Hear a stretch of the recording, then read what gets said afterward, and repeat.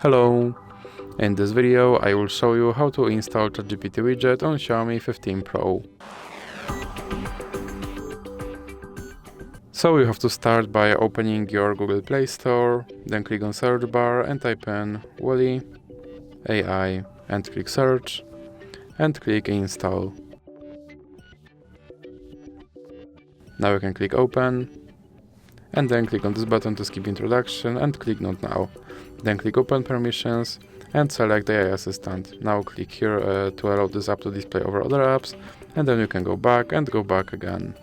Now you can click start, and as you can see right here there is my Chat GPT widget, and I can open him and I can tell him to do something.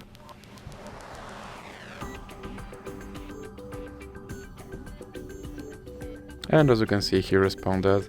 And if you want to remove him from your screen, simply drag him into the X icon in the middle. So that's it for this video. If you liked it, please remember to leave like and subscribe.